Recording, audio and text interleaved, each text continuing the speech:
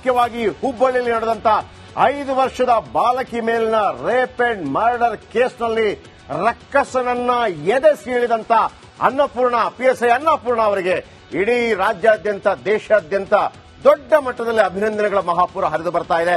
ನಮ್ಗೆ ಗೊತ್ತಿದೆ, ಪ್ರಜಾತಂತ್ರ ವ್ಯವಸ್ಥೆಯಲ್ಲಿ ಒಂದು ರೀತಿಯಲ್ಲಿ ಅದು ಕಾನೂನಾತ್ಮಕವಾಗಿ FIR ಆಗದೆ, ತನಿಖೆ ಆಗದೆ, ಕೆಲವು ಸರಿಯಲ್ಲ ಅನ್ನೋದು ನಮ್ಗೆ ಗೊತ್ತಿದೆ.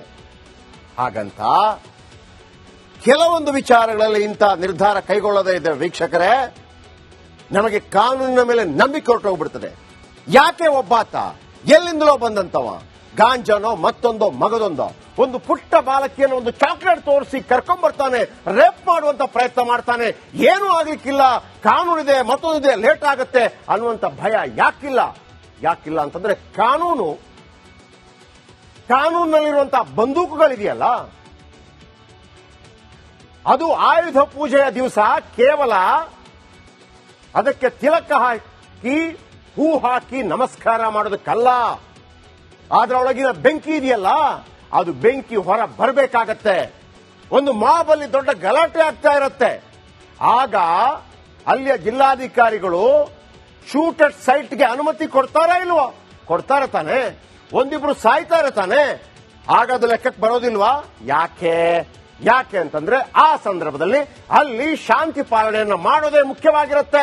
ಹಾಗಿದ್ದಾಗ ಅಲ್ಲಿ ಓಕೆ ಅಂತಂದ್ರೆ, ಇಲ್ಲಿ ಈ 5 ವರ್ಷದ ಏನು ಒರಿಯದ ಪುಟ್ಟ ಕಂದಮ್ಮಳನ್ನ ಅತ್ಯಾಚಾರ ಮಾಡುವಂತ ಸಂದರ್ಭದಲ್ಲಿ, ಅತ್ಯಾಚಾರ ಮಾಡಿ ಮತ್ತೆ ಪೊಲೀಸರ ಮೇಲೆ ಧಮಕಿ ಹಾಕುವಂತ ಸಂದರ್ಭದಲ್ಲಿ ಆ ಪೊಲೀಸರಿಗೂ ಅನಿಸಬೇಕು, ನನಗೆ ಕೊಟ್ಟಿರುವಂತ ಬಂದೂಕು ಇದೆಯಲ್ಲ ಅದು ಕೇವಲ ಪಟಾಕಿ ಅಲ್ಲ, ಅದು ತೂಕಕ್ಕೆ ಹಾಕುವಂತ ಬಂದೂಕಲ್ಲ, ಯಾರು ಆಂಟಿ ಸೋಷಿಯಲ್ ಎಲಿಮೆಂಟ್ಸ್ ಇದ್ದಾರೋ ಅವರ ಎದೆಗೆ ನುಗ್ಗಿಸೋಕೆ ಇರುವಂತದ್ದು.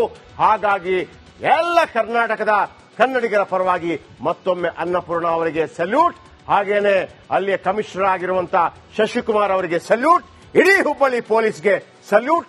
ಈ ಭಯ ಇದ್ರೆ ಮಾತ್ರ ಶಾಂತಿ ಸುವ್ಯವಸ್ಥೆ ಕಾಪಾಡೋದಕ್ಕಾಗತ್ತೆ. ನಾನು ಅವತ್ತಿನಿಂದ ಹೇಳ್ತಾ ಇದ್ದೀನಿ, ನಾವು ಹಿಂಸೆಗೆ ಪ್ರಚೋದನೆ ಕೊಡೋರಲ್ಲ. ಇಲ್ಲಿ ಮಹಾವೀರ, ಗೌತಮ ಬುದ್ಧ, ಬಸವಣ್ಣ, ಮಹಾತ್ಮ ಗಾಂಧಿ ನಮಗೆ ಶಾಂತಿ ಬಗ್ಗೆ ಹೇಳಿದ್ದಾರೆ, ಶಾಂತಿ ಪಾಲನೆ ಮಾಡಬೇಕು ಅಂತ ಹೇಳಿದ್ದಾರೆ. ಆದರೆ ಇದೇ ಭಾರತ ಭೂಮಿಯಲ್ಲಿ ಭಗತ್ ಸಿಂಗ್, ಚಂದ್ರಶೇಖರ್ ಆಜಾದ್, ಸುಭಾಷ್ ಚಂದ್ರ ಬೋಸ್ ಅಂತವರು ಕೂಡ ಹುಟ್ಟು ಬಂದು ರಕ್ತಕ್ಕೆ ರಕ್ತ ಅಂತ ಕೂಡ ಪಾಠ ಹೇಳಿದ್ದಾರೆ. ಇವತ್ತು ಬಾಬಾ ಸಾಹೇಬ್ ಅಂಬೇಡ್ಕರ್ ಅವರ ಜನ್ಮದಿನ. ಈ ಸಂದರ್ಭದಲ್ಲಿ ಬಾಬಾ ಸಾಹೇಬ್ ಅಂಬೇಡ್ಕರ್ ಅವರು ಕೂಡ ಎಲ್ಲರಿಗೂ ಸಮಬಾಳು ಸಮಪಾಲು ಅನ್ನುವಂಥ ಸಂವಿಧಾನವನ್ನು ಏನು ಕೊಟ್ಟಿದ್ರು, ಎಲ್ಲರ ಪರವಾಗಿ ಮತ್ತೊಮ್ಮೆ ಆ 5 ವರ್ಷದ ಬಾಲಕಿಯನ್ನ ರೇಪ್ ಅಂಡ್ ಮರ್ಡರ್ ಮಾಡಿ ಸಿಕ್ಕಾಕೊಂಡಿದ್ದಂಥವನನ್ನ ಎನ್ಕೌಂಟರ್ ಮಾಡಿದವನಿಗೆ ಸೆಲ್ಯೂಟ್, ಅನ್ನಪೂರ್ಣ ಅವರಿಗೆ ಸೆಲ್ಯೂಟ್ ಮಾಡ್ತಾ ಹೆಡ್ಲೈನ್ ಶುರು ಮಾಡೋಣ ಬನ್ನಿ.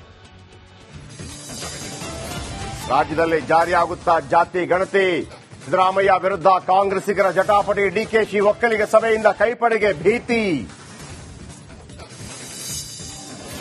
ರಾಷ್ಟ್ರ ಮಟ್ಟದಲ್ಲೂ ಮೀಸಲಾತಿ ಸದ್ದು, ಮುಸ್ಲಿಮರನ್ನ ಓಲೈಸಿಲ್ಲ ಎಂದ ಸಿಎಂ ಸಿದ್ದು, SC STಗೆ ಅನ್ಯಾಯ ಮಾಡಿದ್ದೀರಿ ಅಂತ ಮೋದಿ ಗುದ್ದು. ಪ್ರಶಸ್ತಿ ಮಾರಾಟ ಮಾಡ್ತಾ ಇದೆಯಾ ಸರ್ಕಾರ, ಸಿದ್ದು ಗವರ್ಮೆಂಟ್ಗೆ ಸಾಹಿತಿಗಳ ಪ್ರಹಾರ, ಅಗತ್ಯ ಬಿದ್ದರೆ ಹೋರಾಟ ಮಾಡಲು ನಿರ್ಧಾರ. ಪಂಜಾಬ್ ನ್ಯಾಷನಲ್ ಬ್ಯಾಂಕ್ಗೆ ವಂಚನೆ ಪ್ರಕರಣ, ಬೆಲ್ಜಿಯಂನಲ್ಲಿ ಮೆಹುಲ್ ಚೋಕ್ಸಿ ಬಂಧನ, ಭಾರತಕ್ಕೆ ಕರೆತರಲು ಮೋದಿ ಶತ ಪ್ರಯತ್ನ.